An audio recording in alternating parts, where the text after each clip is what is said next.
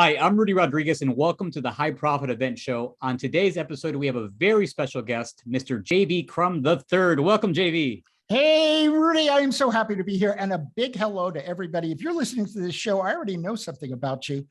You don't want to just create events. You want to create events that are profitable and make a big impact. That's right. Absolutely. You are on the right show, my friend. And a couple things I want to highlight about JV, things I appreciate about him. One, JV actually was a self-made millionaire. He was someone that was born with a dream in a small town where he knew no one who was a millionaire. I was looking for that gold spoon and I had a 10 spoon and I'm going, what is going on with this? I'm supposed to have that gold spoon. And at 5, I did decide to become a millionaire and I got the 4-story home, Mercedes and everything at 25. Yeah. And you went through that journey and, you went on to also become the host of the #1 ranked Conscious Millionaire podcast show, which is listened by millions of viewers around the world on a daily basis. And recently you went on to start doing virtual events and I did. Yeah. Yes. And you know what? At age 5, I had no idea I was going to be doing virtual events. But you know what was most important about all that journey is that at 25, when I got the house, I got all the trappings. I'm more proud that it only took me 3 months to realize that wasn't the answer. Because I could have taken years living in that millionaire trappings world. And I went, well, this stuff is nice. I don't want to give it back. It's a lot better than what I grew up in, but there's got to be something more. And that put me off on a spiritual and conscious journey to find that I had a purpose I wasn't living. And when I started living that, then all of a sudden things really started happening. Most definitely. And I know you've been on a journey for many years and decades of experience in events. You as a student of them, I know you attended various events and invested over $300,000 in your own education and then have taken those experiences, now creating your own transformational virtual events. JV, would love if you can share with our audience a little bit of your experience in going through events and then what led you to wanting to host your first virtual event. Yeah, I guess it's kind of, now that you bring it up, I didn't realize what had actually happened, but I read a lot of books and then I wrote a book. And it actually took me, and I don't know if you know this, it became the #1 book on Amazon. It was #1 in 34 categories simultaneously. And we had 50,000 downloads in 3 days. And that sounds like a miracle, like the overnight success. But the truth is, it was my 3rd launch in 6 months. So I first launched it and became, I think, #1 in 2 categories. And then I launched it and became #1 in another 3 categories. And I'm going, okay, but I'm still not where I want to be. And I kept digging and figuring out, folks, I would love to tell you that all of a sudden from Tampa, Florida, this guy, nobody who didn't live in Tampa had ever heard of, became so famous in just 6 months that I ended up with the #1 book on Amazon. But the real truth is that I became so savvy in how to launch a book that in 6 months, I figured out how to make it #1 on all of Amazon's books. It was a marketing event. And that was at the same time I was launching my podcast. And in the 2nd month, I had 150,000 downloads. And then by the end of the 1st year, I was already having millions of downloads. So I think one of the things that's most important, and I'm in a learning curve right now with my virtual events, and we can talk about that, is that sometimes it takes 2 or 3 times trying to get the launch right, But I'm here to tell you, if you can be a little boy from Oklahoma and be a millionaire at 25, if you can end up in just 6 months with the #1 book on Amazon, if you can end up with a podcast that has millions of listeners in 190 countries, that marketing is really important to that journey, and that you can keep falling down and picking yourself up and you can figure it out. Anybody can figure it out if you're really persistent. That's right. Persistence. Fall off the horse and get back on and keep going. That's exactly right. I had one of my clients I met with today, and he said, and it's a client I'm in my 2nd year working with and has been very successful in other things. And he said, it's all about he goes, I figured out that the secret to my new success is being willing to fall down and pick myself back up until I get what I want. Yeah, as simple as that is, it's important. It's probably more important than anything else, more important than than raw talent, more important than resources, is our desire to keep going when things don't go our way. I learned from a mentor that we don't get the results that we were planning on, but the thing is, this is the best reframe, folks. Take this and use it however you want. It's not that you give up the result that you're going to get. You just have to adjust the time frame a little bit, right? And just look at, I just have a time frame adjustment. I didn't adjust the result I'm going to go get. Just I have a time frame adjustment. That's right. That's right. Yeah, it's not if it's going to happen, it's a matter of when, and changing your approach. If the one approach didn't work, pause, change the approach, and you just keep changing again until you figure out what's going to work. Yeah, it's like if you keep asking her out and she says no, stop asking the same way, right? Maybe you brought the wrong flowers. Try something else. So JV, how do you? I mean, you're the mindset guy. You're the conscious millionaire. You train on mindset work. You coach people to scale from 6 to 7 figures and 7 figures to 8 figures. And most of that work is mindset that you do with people. How do we connect mindset to having success with a virtual event? And maybe you can touch on some of the things that you also learned in your recent experience. Well, it was called Mindset to Millions. So I kind of had something going for me, and that I realized, well, this is truthfully, if you want to get to 1 million or 10 million or 100 million or a billion or 100 billion, strategy and execution are important. And it's part of what I teach. I just teach that if you start there, you started in the wrong place, because it really comes down to, I go back to being that little 5-year-old boy who couldn't get a candy bar. And that was the impetus to me saying, well, those millionaires on television look like they could get a candy bar. I'll just become a millionaire, So it's the up leveling of your identity is so critical that you have to shift your identity. I'm not going to give you all of this. You ought to come to Mindset to Millions. But we did an exercise that shocked everybody. And I think it was one of those things that set the stage for the next part of the program, is that I had them do an exercise about becoming a billionaire. And I don't honestly think anybody who came to Mindset to Millions was thinking about becoming a billionaire. It wasn't like their secret desire. They'd never told anybody. And yet I absolutely want to believe and do believe that someone who hears my messages will become a billionaire. And I play the billionaire game as well. In fact, I have, different groups I'm in, and I have some high expectations. Like I want to sell my company for 100 million in 10 years. And I'm very open about that, because I can't tell you how many people have contacted me because they want to be part of that journey. Right. And I go, well, yeah, sure. You've got to go out there and declare it. So I had people declare how they could become a billionaire. And all of a sudden, when you're thinking about becoming a billionaire, the mindset of making your first million or your next million seems simple, which is the point, is that sometimes we expand out to things that, oh my gosh, how would I be the first person to get to Mars? And I'll just go in my own rocket.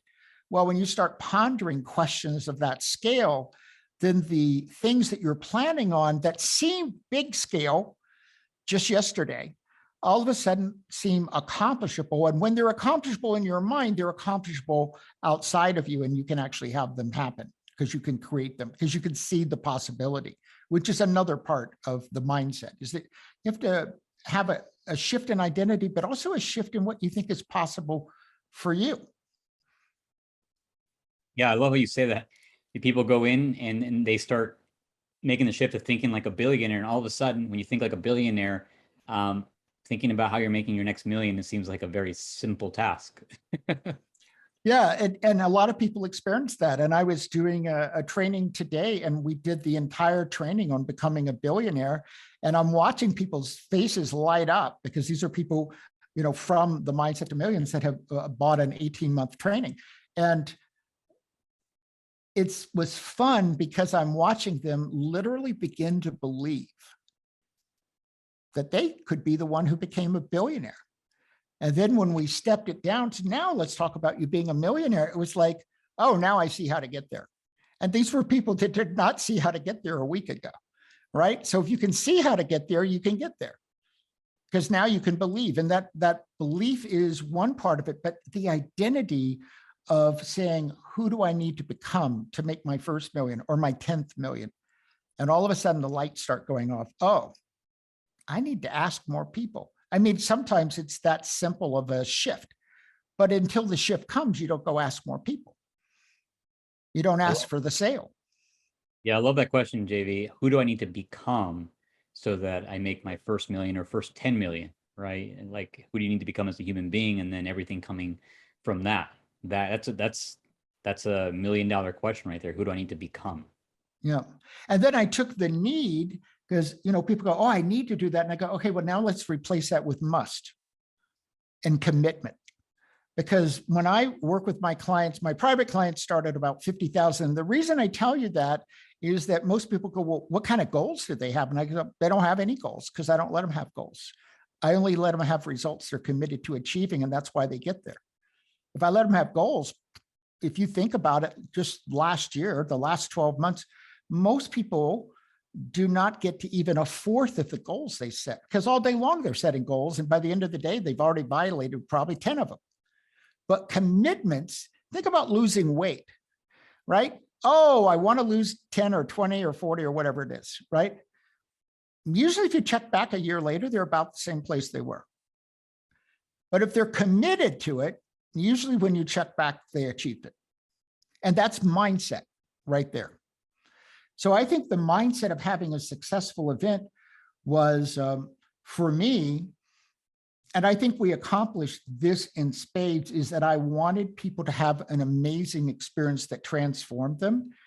And I probably iterated the content 4 or 5 full times.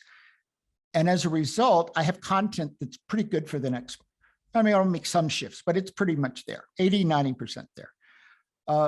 I think that your mindset as a virtual event provider is a lot of people's only mindset. And we were obviously focused on that as well. How do we get sales, right? Because part of business is you've got to have revenue so you can grow the business and impact more people and put some of the revenue called profits in your pocket and support your life.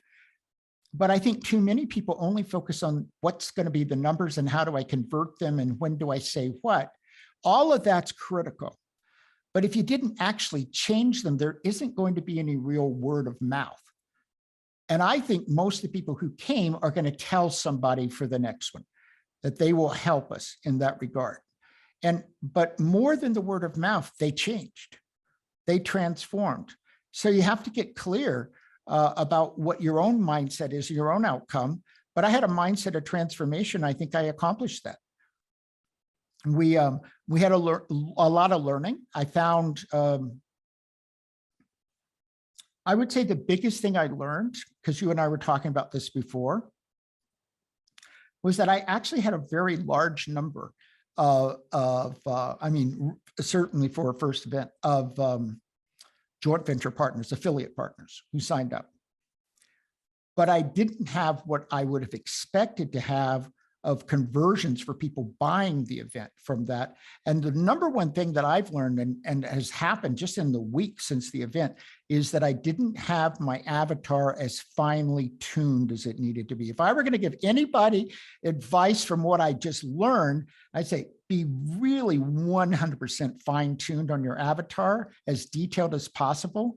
And while I would say that I had done a good job of that, I had done a poor job of vetting who the affiliate's avatar was.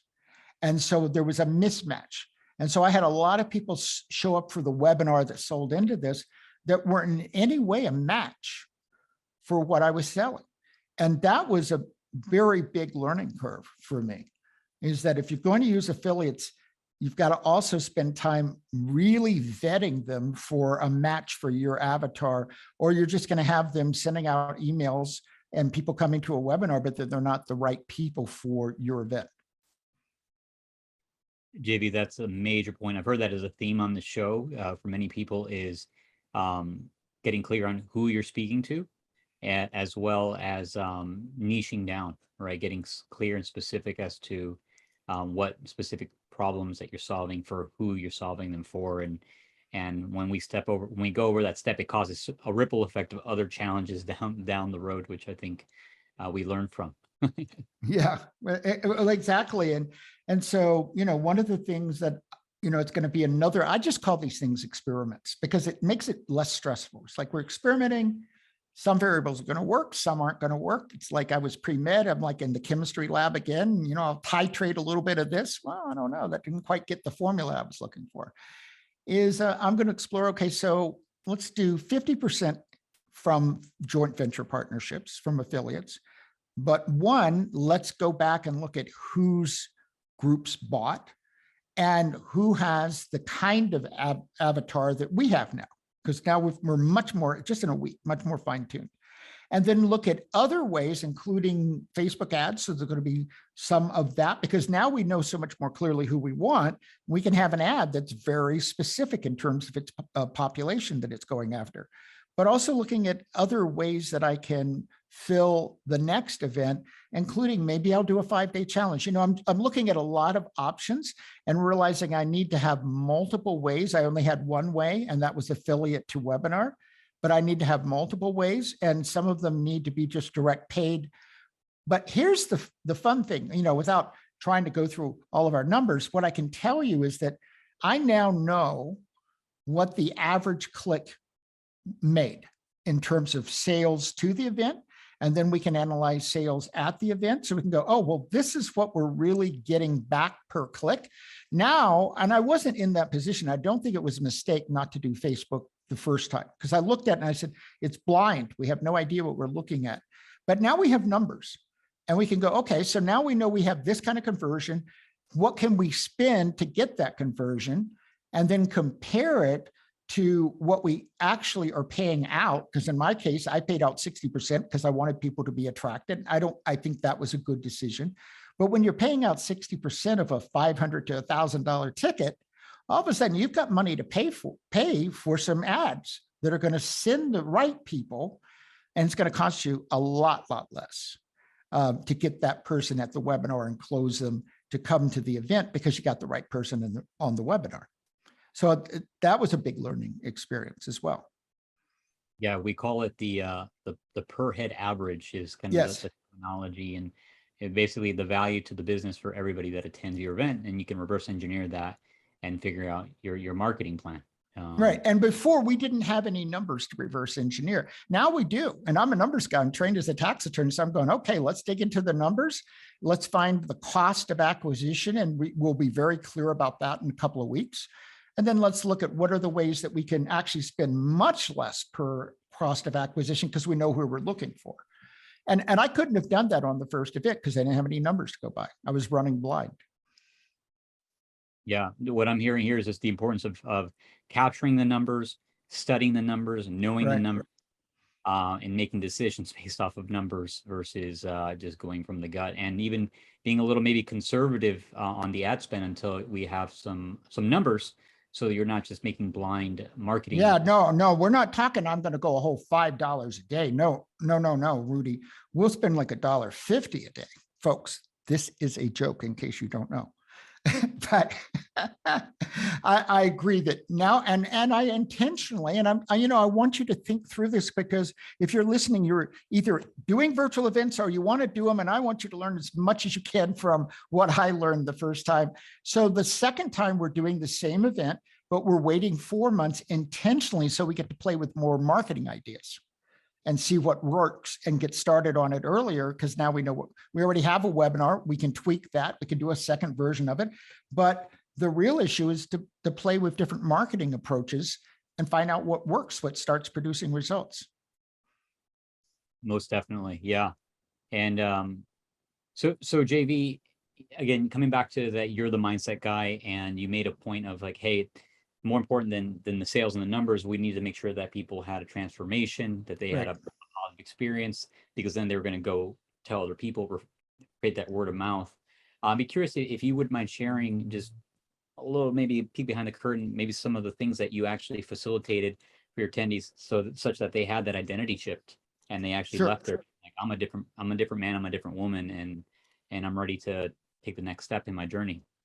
So I organized everything, and immediately I want to say it works so well. The content works so well that it only took me a couple of, 5 days after the event, and I've already decided to write a book based on the content to have out within 6 months, called Conscious Millionaire, Your 7 Money Mindsets. So in organizing the material, about a month before Mindset to Millions, we already had people sold into it. We already had the title. I was still working on the material, and I was having some trouble with the webinar closing. So I hired someone, to look at the webinar and help me completely redo it. In that set of dialogues, he said, oh, part of your problem is that what you're selling will happen at the event is too fuzzy. It's not clear in terms of results.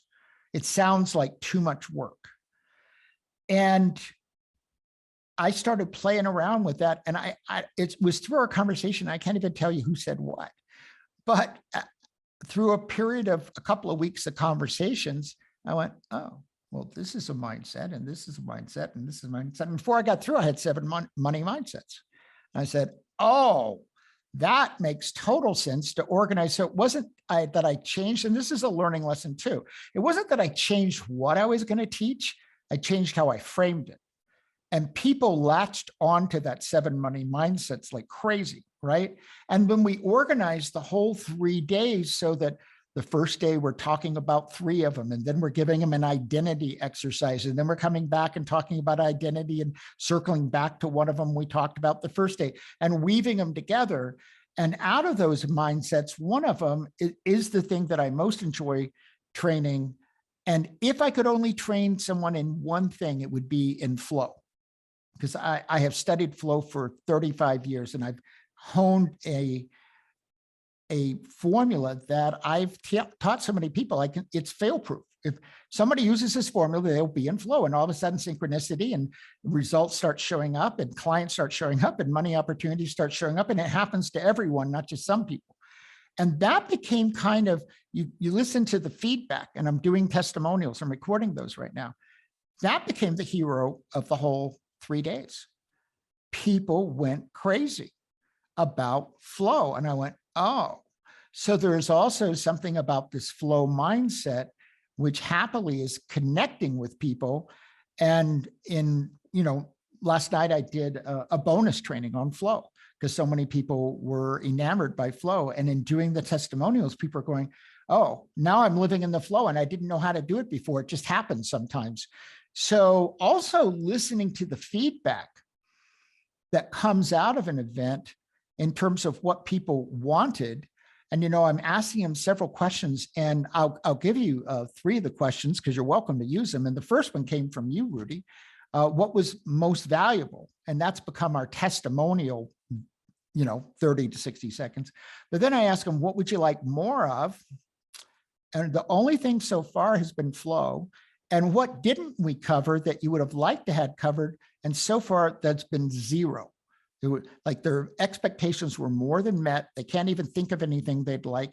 And so then I asked a 4th question, which is giving us some interesting material. What would you like to see the topic of another 3-day?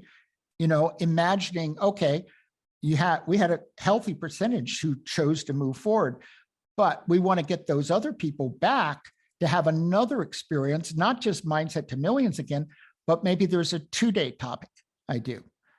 And then those people will want to start taking the journey. And I think if you look at, this is how I'm looking at it, that the first virtual event, I made a decision last year. I wanted to shift my business model.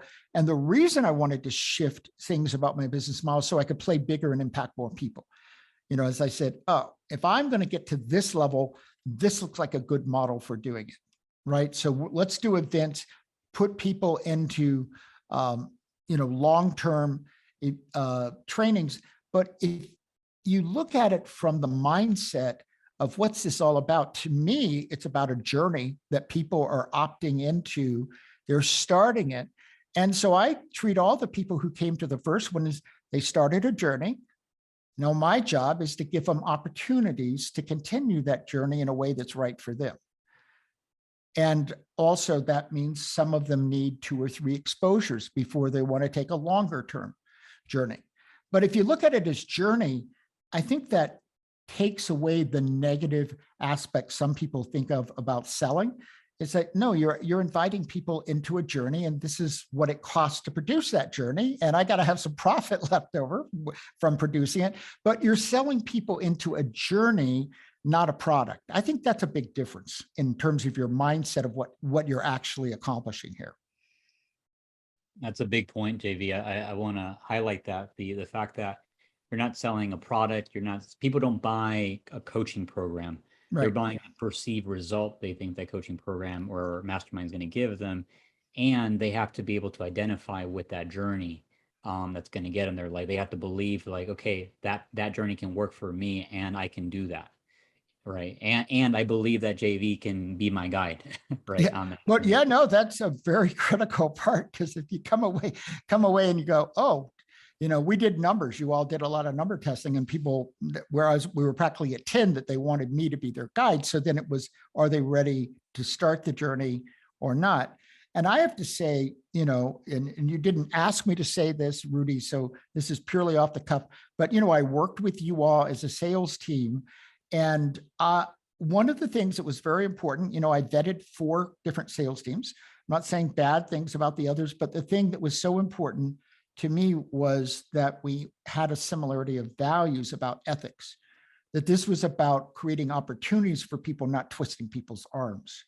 And because I sat into so many of the sales consultations with people, that's exactly what was going on. And I think everybody who's chosen to move forward is going to be thrilled 12 months from now that they did, because they made a decision that was authentic, and they're not going to regret it. And that's a critical piece of this whole, just on a pure mechanical part of, you got to have marketing.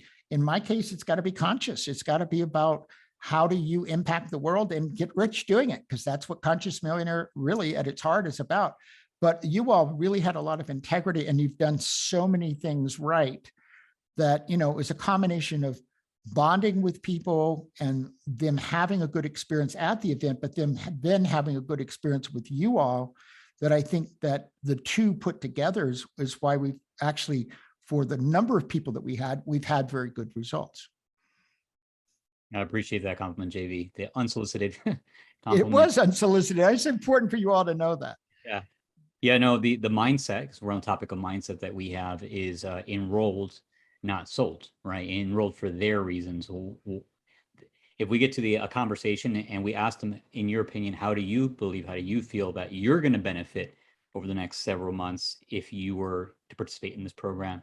And if they can articulate a clear reason with conviction, then we've done our job. If they can't, we've done them a disservice, and we haven't properly enrolled them for their reasons. And it's really important.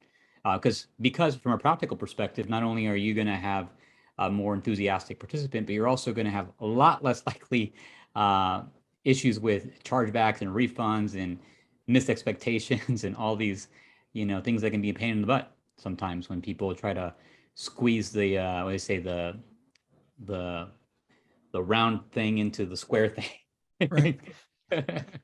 Yes, I talk about the difference between flow and taking out a hammer and just pounding that round peg until it doesn't have a choice but to, just totally be all messed up. And now it's partly inside, and that's a mess. And it was interesting. And today we were doing an initial meeting, and I asked people, well, after we went through a fairly lengthy exercise, about 75 minutes, I said, well, tell me some things that you need in order to be the billionaire, and then in order to be a millionaire. And several people brought up, oh, I've got to negotiate better. And the light went off and went, well, I happen to be a fabulous negotiator. I not only am I an attorney, but at 23, I was negotiating multi-million-dollar contracts with billion-dollar companies. And as I told them, those attorneys on the other side were just sharks. They were. There's no other word. And I had to learn how to deal with them. So I said, each month we're going to have 3 meetings, but we're going to have a topic meeting. I said, do you all want me to just teach you all how to be great negotiators? And everybody's going, yes, yes. And I said, okay, so we'll do a topic on negotiating. And I said, and you see, to become a conscious business, you still have to know how to do business. You may want to change the world, but if you don't know how to negotiate, you're going to have a hard time doing that. Right. So I think that that is part of listening. So even though they're already sold, they already paid their money, I'm upping their expectation by saying, oh, I happen to be, that's one of my strong points. I'll just teach you how to negotiate. I have a whole formula. I'll just teach you the formula and then you can go out and negotiate, right? I think to always be adding value has got to be the focus of everything you're doing at the event, after the event, preparing for the next event, and again, having that mindset that what's happening here is a journey, and people, you need to continually invite them to come take the journey of their lifetime. Come take their journey of building their business, whatever it is that you happen to do at your virtual events, but take the journey and get there in a way that's going to transform them into the person that the truth is they've been sitting around for years wanting and dreaming to become. Amen. I love that, JV. And, you know, as we wrap up here in the last couple minutes, I'd love to just ask you briefly, what's the best way listeners can reach you? What's the number one way? Yeah, so I'll give away something. How's that? Consciousmillionaire.com/make money. You know, I do hypnotic audios. This is a hypnotic audio. It's about 6 minutes long. I suggest you listen to it twice a day for 30 days. You will be enchanted to do that, by the way. And because it's called Born to Make Millions. Born to Make Millions. So it's make money, but Born to Make Millions, or you can just go to the website you know, I know the kind of people you're going to attract. So here's my cell. You want to have a conversation about your business? Text me and we'll go from there.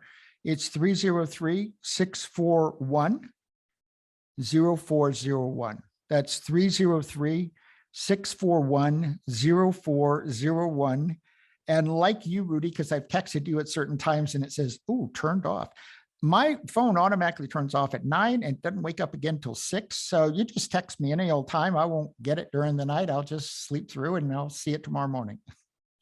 JV, it's so generous of you. Thanks for being so open with connecting with our listeners and just being a resource to the marketplace on mindset and continuing to share your expertise. We'll look forward to playing together on the next virtual event. And with that being said, for our listeners who are tuning in, if you found value from today's episode, be sure to share this episode with someone that you think will benefit from it.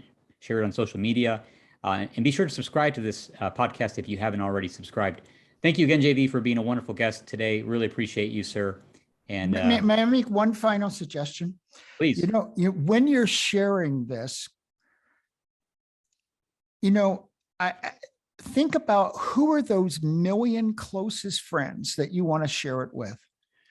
And when you start thinking that big and you start sharing it that big, imagine how many new connections you'll actually be making with that million. So have a big outcome.